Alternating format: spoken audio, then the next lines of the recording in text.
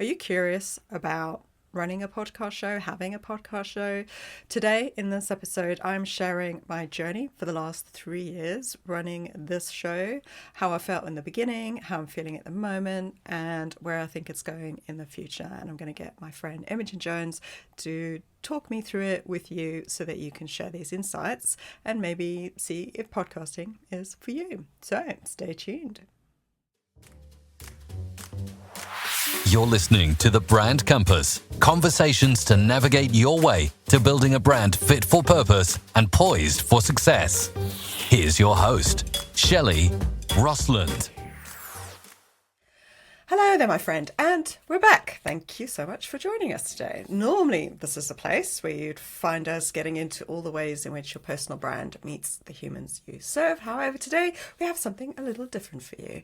I'm Shelley, in case you're new to the show, and I'm your host on this conversational journey. And I've got my work buddy and friend, Imogen Jones, joining me for a special look back on the 3 years that we have been doing this show. Imogen is my podcast manager, and we also develop, design, and launch podcasts for clients. So we thought it would be handy to pull back the curtain and talk about how we got started with the show, how it's going, and what I see going forward in terms of what I want to do in the future. So Imogen is our resident podcast specialist at 𝗘𝗣𝗜𝗦𝗢𝗘, our agency, while I focus on the personal brand strategy side of things.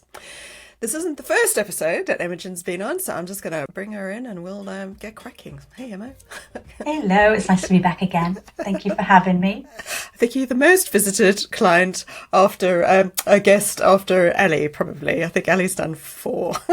Oh, God. 3 or 4. You got to beat her. You got to beat her. Am I on par now? Is this the 4th? I think you probably are. You probably are. Yeah. So before we get started, I just want to say that we did put a prompt out. So for everyone who's listening who took part in our business communities and they forwarded some questions to us, what we've decided to do is in this episode actually focus on my journey and Imogen's journey around the show. But what I have done is recorded a quick fire Q&A solo episode to handle those questions. So make sure you listen out for that one, which will come out after this one. All right. So Emma, do you want to share how we're going to handle this episode today? Right. I thought it would be good to look at this in 3 parts. So kind of where it started and what you're thinking of us around that, where we are now, and just to see how that's changed, and then what you're looking to do towards the future. Okay. So cool. Did you want to get us started to where you started from? Where we started from. So first episode was September 2022. At the time, the concept was brand strategy, more like business brand strategy, tailoring to what that kind of looked like for micro businesses and specifically service-based businesses, right? And its main purpose at the time was to be this companion piece that would run alongside the group program that I developed in February of that year. I remember that. I was part of that. You were part of that, yes. And much of the early episodes now looking back, okay, they were a little bit directed by that group program, but I can see that I started from this really comfortable place that probably most knowledge workers start from, and that's teaching, which I got really bored with. It's demonstrating, isn't it? I know it comes from teaching because it's your comfort zone, but it's also demonstrating you understand what you're talking about.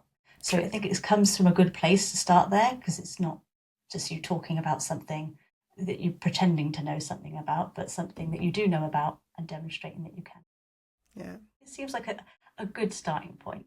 I think it's a good safety point, isn't it? Also because you've got to learn how to just start using your voice, and you've got to get used to all the technology, used to all the process. So if the topic at least is quite comfortable, that's one less thing you've got to worry about, isn't it? Yeah, absolutely. And what about you? So you came on round about, what was it, a year into the show, right? It was, around that. I think I'm pretty much almost to the day. I think it was in the September the year after. So it's that 23. Yeah. And we had already been talking, because I knew that you ran your podcast, and we'd already been working quite closely together. And I was quite interested. I like to understand how it worked and why it works. So, just understanding how you were planning, how you get it uploaded, how does it get out to everywhere? These are questions that I was asking quite a lot about at the time. And the way we were working, it seemed like a good idea for you to have somebody to bounce off, to riff off, to do that planning part. But also for me, it was quite a nice, that sweet spot between learning how things worked. I've always found that quite interesting. I wouldn't say I'm technical, but I have done some techie type things, and I was always good at that customer support, how do things work, why are things broken, and then using what I'm good at, which is the marketing and the customer support side of things. So understanding what it was trying to achieve and what the listeners were looking for. So I think, it was a good relationship to get into. I mean, we were already working very closely together, but being the podcast manager, I thought sounded very interesting, and it helped me get into all of the bits that I'm learning now. That I love. Yeah, and it does help to have that person to bounce off of, and that's just why we do it for clients as well now, because we've realised, right, you lose momentum, you start to question your life choices as to why you chose to do a podcast. But a podcast manager is always there. For me, that's the role that you play. For me, is that constant logical kind of support, as well as that emotional support, but also going, okay, but remember we said we were going to talk about these things, and how are we doing with that? And look, this is what your numbers say, so actually you must be doing something right, and don't lose the will to live. I was going to say, it's cheerleader, because I mean, remember you saying that it felt a bit like talking into the void. It is very much you talking to a camera, thinking, gosh, is anybody listening? Well, of course they are, the numbers show that, but it's, I think, keeping the conversation going in the right direction, because you might have conversations with people, or you might have had a thought that you go, this is a really interesting topic, I'd love to dig into it. Like, okay, and you get somebody then challenging you, going, how does that work? This is ultimately meant for to help them. Exactly. And I think having a podcast manager helps you not get sucked into this vacuum where it's just what you think, because you do need to always check in with, actually, are you still creating value for the person who's choosing to listen to you as well at the same time? Okay, so we've touched a little bit on like the where it started and how it started and why you got started. Now, before we dig into the where we are now, and because I know the series you're working on at the moment you absolutely love, but let's talk a little about how you got here, because it's taken a few, I say, twists and turns, but I mean, you haven't moved away from the personal branding or the branding side of things. You have just probably got tighter and tighter into what you enjoy doing and what is being beneficial to the audience. So why don't we start with where you first think you took that? I want to call it a pivot, but a narrowing. Where do you think that started? I think it was the subject matter expert episode that I did, the manifesto, where I've never liked the phrase subject matter expert, but it's been really difficult trying to find a different phrase that works for people. So what I wanted to do was verbally flesh out what I thought that looked like and what a good one looked like. So that ended up being an episode. And then that was about, 7 months into the show, right? So, and actually, by doing, I think that's the first time I kind of articulated what was going on for me. And what it did was, because it was out there as a thing, a piece of content, I could share that quite easily with people and then ask them what they thought. Yeah, to get their thoughts on it and whether they agreed as well, to then throw back to you, actually, I disagree with that. I disagree. It's more like that, and then you can, it helps you your thinking process. Or also added to it, like if there were things I hadn't thought of, because I thought a lot about the behaviors and the characteristics of a good subject matter expert and what I thought one looked like, because I'd had examples in the past that had kind of let me down who I thought were subject matter experts. And I was like, oh, that's a thing. Like, okay, you did that thing and that actually dismissed you in my mind. Why did that happen? And actually that was quite useful to do. But, and we then used that, didn't we, as a topic, and I hosted an online like discussion panel, if you like, on the topic, just to go like, what do you think a subject matter expert is? Like, talk to me about it. And that was really handy. Yeah, I could say those kind of conversations, like you said, they bring to light things, avenues you haven't thought about, things that you might have thought were, and actually you either disproved or proved. Yeah. I remember that discussion. That was one of the atomic groups. Atomic comms, yeah. Yeah, and they were quite nice because they weren't like teachy moments. They were very loose conversations where it was just like I picked the topic and I just made sure the conversation moved on. It wasn't about me. So it was actually quite handy because the thing that was good about the people that arrived is they were from completely all different types of industries and fields, and some were fresh to new business and some were employed. And do you know what I mean? So it was actually it was good. That's good. And yeah, it allowed you to talk about the subject and educate. I want to say educate everybody. It's one of those conversations that I know I've been having as well. I talk about subject matter experts, and I think people understand it. People know what they're talking about, or know what we're talking about when we say that now. And I think when we first started mentioning it, I mean, we still say it doesn't quite fit, but I do think... but and I think by us articulating it more, and people go, oh, yes, I am. And what's been interesting doing the series now, I know we'll get to that, is that with some of them where I felt it was right to ask the question, I did ask, like, what do you think a subject matter expert is? And it's mostly interesting that the ones who go, oh, I don't want to identify myself as, and then tell you what they think one is, they are it. But they don't want to actually call themselves it, which was interesting. Our imposter syndrome going, oh no, but I'm not the expert. They're the expert. I'm just trying to be that. Yeah. But I think that's part of when we've discussed it as well offline, is a subject matter expert is always trying to improve. Exactly. You don't just learn a topic and then go, oh, done. Exactly. I'll stop now. The subject matter experts are always trying to look, what's changing, how and things improve. Adapting and improving themselves. So I think that was a good point for you. As a reflection point of who am I talking to? Who is my ideal audience? This is who I think it is. And then having those conversations, I think that was definitely one of the first moving points for the show on where it was going. I think later on, I think it was about 5 months after that episode 28, where you talked about the difference between a subject matter expert and a thought leader. So what came about that? Why did you start talking about that, and what did you learn from doing it? Well, because I think I got a bit, and I do say this to clients when we're trying to work out their points of view. I say, who's annoying you at the moment? Like, what they say like frustrates you and gets your hackles up. And what was getting my hackles up was people that were self-professing themselves as thought leaders or being thought leading. And I was like, but wait, if you're operating from a vacuum and say you're a pretty bad subject matter expert in our eyes in terms of you don't keep your knowledge updated, you're irresponsible with how you share your knowledge, then you've got no right to call yourself a thought leader, because for me, that's other people have to point to you, So I thought, okay, but hang on. All right. So if I used the same element like I did for the manifesto, going, okay, but what is this difference? And I only feel like there's 20 to 25% of good subject matter experts that I could say are thought leading. Level up into that thought leading part of it. I think also just to bounce off that about people telling you who they think is thought leading, it needs to be pointed out. I think you can demonstrate it, but it needs to be demonstrated from a place of knowing that I said 2 years ago that this is the state of things. Yes. Exactly. And here we are. And here is the proof that I said that this was going to happen, and here we are now. So whether that's it's over time, isn't it? It's over time. Over social media or in blog posts. To be thought leading, you need to be able to back up that. And I think you have to be brave. I think you've got to be brave to say things, because a lot of thought leaders are seeing and thinking about things that either nobody else can see, which is damn hard.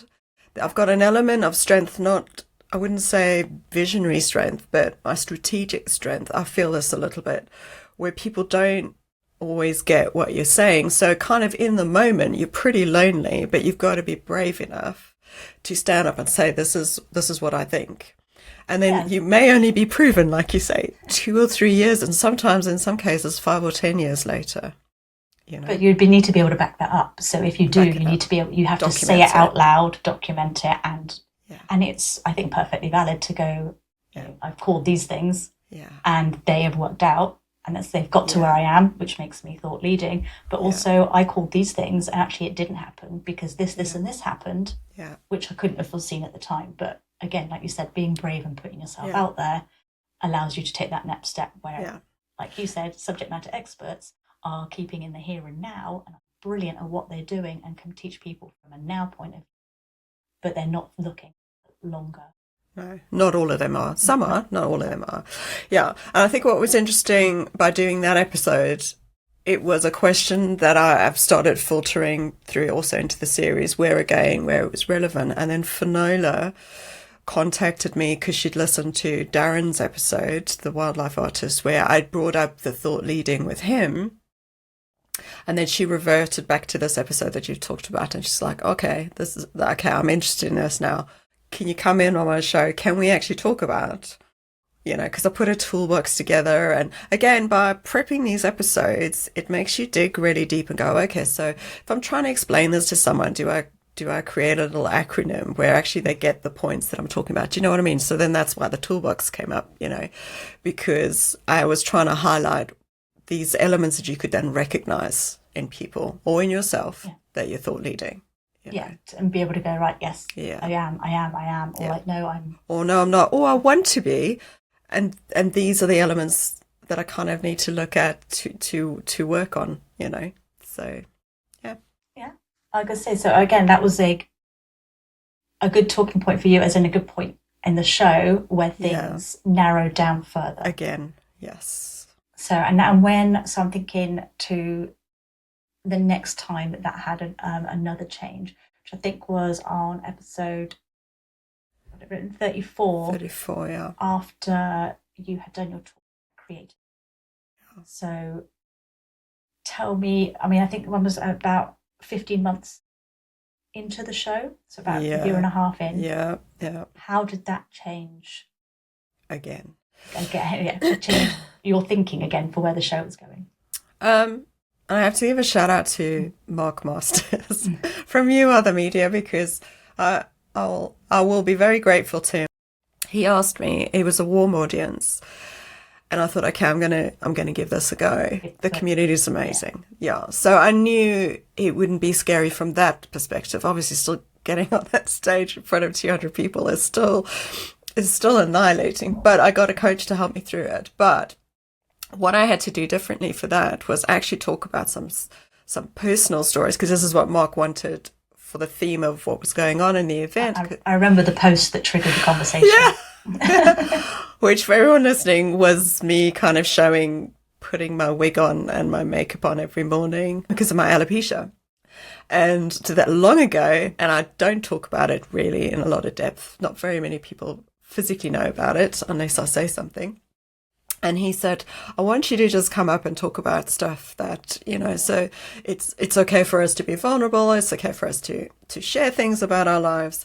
Would you mind doing that? I was like, crap. It's into that personal branding, though, isn't it? Yes. We talk on the personal brand side of things, is merging that private life with your business life to share a little bit of colour and a bit of character about ourselves.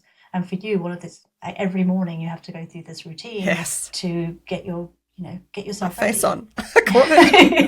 Put my face on so I don't look like a conehead every day. It's very frightening for small children. That's like Halloween every day.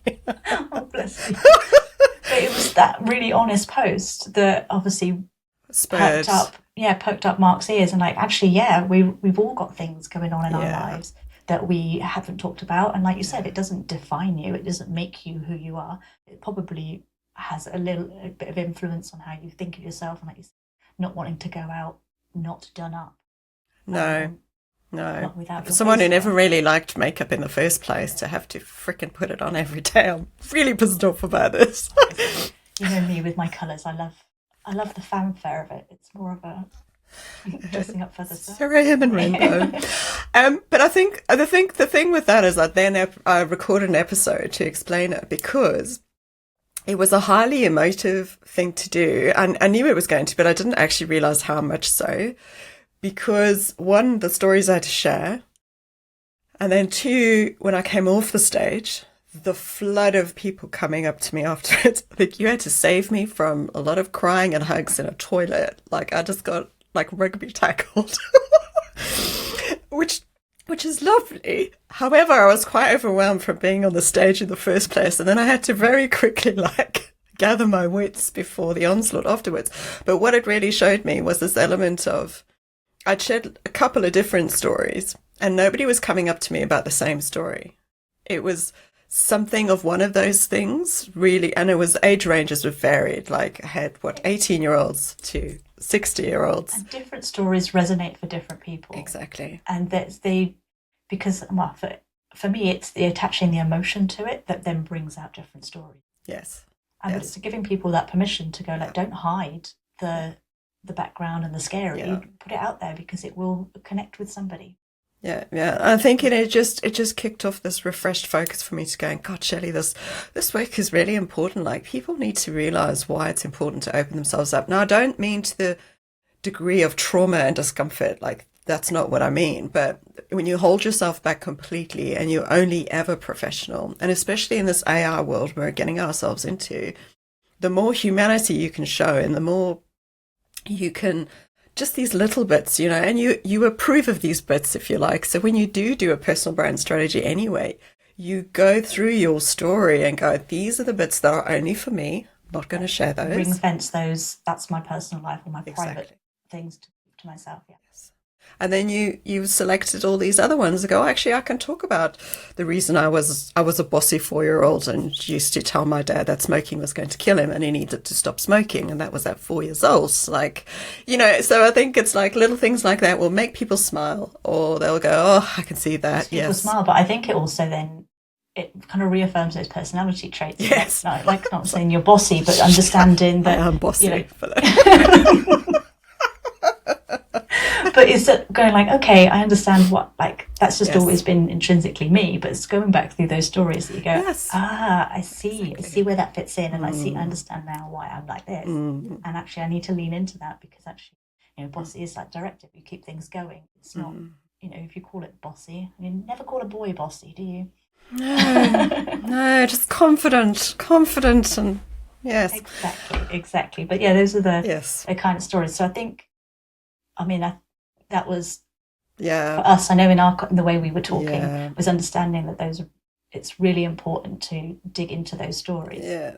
And I think that was kind of what pushed you down that personal brand.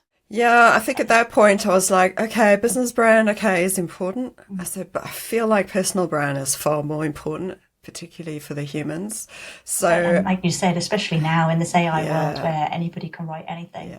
putting your actual yeah. story out there and what you believe, And why also you believe communicating it in the right way. I think it's not just about being a hot mess. You know, there are strategies around what you do, and you do it safely. Once for your own personal sanity, but also for reasons to connect with people. And you just don't know how it's going to go. So I think that then transformed how I decided on the topics of and who to bring on the show from then onwards, really.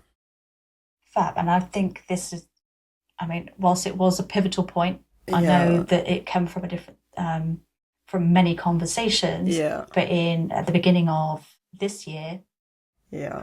was it the beginning of this year or the end of last year? You had a reflection show of going, Yeah. I've had these conversations now, and I know now where This is I what I wanna want to go. do. So what Yeah. were those conversations? Yeah, you had? so those conversations from like 34 onwards, I was just starting to really dig deeper into all of these other elements of being human, in, you know, bringing more of yourself into your daily life. And there were I enjoyed all of them, but there were two particular ones where they really made me think, and I thought, oh, actually, wouldn't it be interesting to find out these things from knowledge workers or subject matter experts? So I think the reason they were quite good as well, that they were as in introspective. They were learning about you and yourself, which I think helps in those conversations. Turn to you first, understand yourself, and then you can put yourself Then you out. go out, yeah. So the one was Finola. We dug into purpose, and in that episode, she shared her book, which is lovely, and it's called "What If Joy Was a Measure of Success, and the Money Proved You Right." And I was like, oh, okay, all right. Like that seed sunk in. And then there was another episode I did with Nikki St. Paul. She was like a mind and breath specialist. Not sure if that's what she still focuses on today. Rest as well, wasn't it? It was mainly around rest, and knowing what your Brack cycle is of breathing, rest, activity, And she talked about this ventral vagal state where your whole nervous system is calm. And what she was trying to get at in the conversation is us as professionals, we operate at our best when we're actually in ventral vagal. And dorsal vagal shutdown, which is basically fight, flight, freeze, is not where you want to be, and you can't operate from that capacity in order to do any of your best work. So I was like, oh, right. Okay, cool. Yes, that makes sense. And then I was like, okay, so what does ventral vagal, that's like kind of being in your genius zone, being in your flow state where time disappears.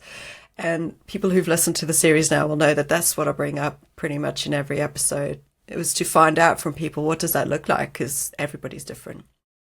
So, yeah, and I think it also then leads into how we got into the next episode was allowing yourself that time for rest and reflection. I think I took a break. First time you took a break between, I'd say the Christmas period and the New Year. I think it was 4 weeks. I think we missed one episode in the middle.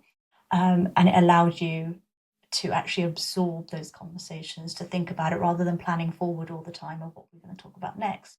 Like, wait, these conversations are great. Where are we going now? We'd already started the conversation before Christmas, but I think it was in the New Year. Yes. This is it. So what did you, announce in the New Year?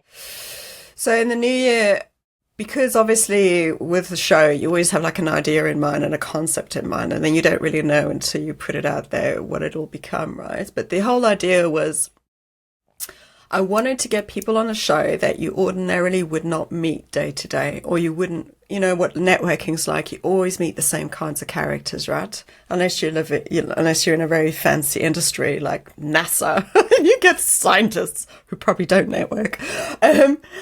But you always meet the same kind of characters in the same kind of fields. So I thought, wouldn't it be interesting? Because we meet so many diverse people in our business communities. If I could get people who are knowledge experts or subject matter experts, but actually they're in fields that you would never meet.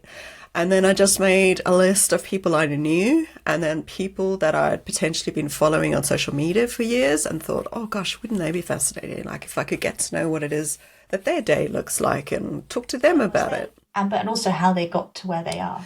And how they got there. Yeah. So because it's always wiggly. It's never straight. It's always wiggly, but also, we've got a process of getting people through their personal brand, and we are asking questions and things like that to try and get them to that. Yeah. But the people you've been talking to have just got on with it. They've started somewhere. They realised they needed to have a presence or be known in their industry, and they've started. So...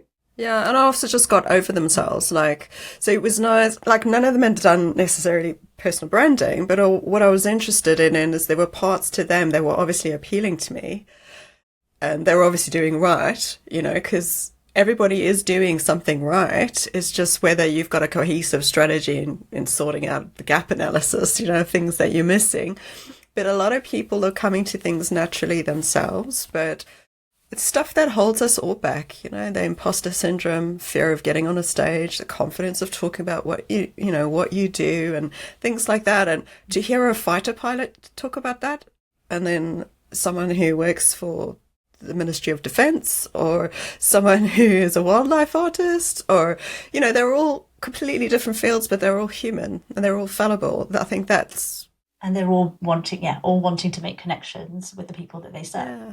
Yeah, exactly. So what is it? So it was the beginning of this year that you introduced that I was going to do it. Yes, so you were going to do it. So so we're in the now. So what is it that you're loving about now? Oh God, it's like, cause when I did my strengths for my personal branding, and I did that with Ali, my coach, I've got the learner, as you do, up in the top, my strategy up in the top. And that is a hunger for new information and new knowledge all the time, right? And strategic is connecting the dots. So I think those two, like if I can spend the most amount of my time playing with those strengths, that's my genius zone. And actually I've now found with this series, that's what I'm enjoying. It's actually finding these interesting people, because I've come to the end of the list of people I know. And now we're now into people that you've been either introduced to, or you found that you enjoy their content. Yeah. I don't just bring on anybody. Like I really decide who I want to come on the show, and I've just loved being able to get to know this whole other industry that somebody's in. I'm like, oh my God, I don't even, that's a thing. That's amazing, And some of them will turn into work. One's turning into work already. So that's even better. So like there's the some of the benefit of the show, but also because they're interesting and I'll have a lot of fun working with them. And it's understanding that being a subject matter expert, it doesn't matter if they are a marketing consultant or a painter or stuff. They all have a life. They all have a personal brand. And like you said, if they're doing it intentionally, then they will then attract the right people to work with themselves. Yeah, exactly. So I think I'm there's 12 of those from the point of us recording at the moment. There's 12 of those out there already. And I feel like I've even evolved a little bit from like the first episode with Gordon at 60 to, because obviously you just start at the beginning with a little framework and go, right, I'm going to test this framework and see how it goes, right? But then I started to just kind of flex the questions based on the person, which I'm also enjoying because I do a lot of prep work. A lot of research. I'll listen to them as well if they've been on other shows because I don't want them to have the same conversations. I want them to have an original, different conversation with me. So I try and make sure I'm not getting them to repeat anything that they have done too many times. Yeah, you don't want to be listening to another podcast or another show or something else with them and going, they say the same thing. Yeah. Because it's not great for you as a guest because once people figure out that's what you're doing, they'll stop listening to other shows that you go on. So I think you as a guest, you also got to make sure you're doing something original. As well, and you're doing this on the eyes of a personal brand. You like to think that if they're going on other shows, there should be another... There should be an angle. There should be a focus. Not always, Imo, as we know. Not always. I was listening to a podcast this morning that was reflecting that some people are just on a book tour kind of chat and they have the same cookie cutter response to everything. Yeah. And I'll talk about that a little bit in the quickfire episode where I was talking a bit about that and going, I want those original conversations because why should they choose to listen to them on my show when, say, the person goes on the Diary of a CEO, they're going to go on Diary of a CEO, aren't they? So I want them to choose my show because they go, oh, wait, hang on. That's something new and different that I'm going to listen to. Well, it's also giving them an opportunity of something different to share themselves because I know we share content with them, the shorts and things. Yeah. If they're talking the same thing, they're not going to share what they've done on your show if they've already said the same thing on 3 other shows. They'll have clips already for that. Yeah. And hopefully it's a more exciting conversation for them to have a different, otherwise it must be boring. And I also try and make them look good because my ulterior motive is for them to also practice talking about what it is that they do because a lot of the people that I have come on aren't necessarily, being aggressive marketeers. They're learning how to articulate as well, And they probably never considered a personal brand was. No. They're already demonstrating by putting themselves out there, which is why you found them some of the time. It's, like you said, knowing a focal point to focus on and having a strategy behind what they're putting out there. Yeah. And being a bit more intentional. Yeah. So we've talked about how it's going now. What does the future look like? What do you think it's going to go? I think at the moment I'm just really enjoying these conversations. So what started out a series may just become the norm at the moment, I think. I think what I want to do is potentially get to 100. Because this episode going out now is 82. 100 episodes or 100 guests? 100 episodes. Oh, shit. No. 100 episodes. I know. 100 episodes. God damn it. 100 episodes. And then I want to see if I'm still feeling as good about it as I am then. And then I'll think more about what else I want to do. Because I don't think I need to shift anything at the moment. Because I'm enjoying what I'm doing. And honestly, it's like the podcast show at the moment, doing this kind of work that I'm doing with a series is keeping me sane, It's keeping me sane. But I think it also is helping the delivery of the podcast, the personal brand strategy as well. It is. Hearing all of those different ways how things work, pulling that all together from all those different industries and all of those different people. I think it is helping us with the personal brand strategy. I think it is, with promoting that more and people understanding it more. And I think the only thing I'd probably shift a little bit is, which I started doing like with Matthew in his episode, is I get them to do like our strengths profile beforehand and get them to talk it through with me on an episode, because that's fascinating work.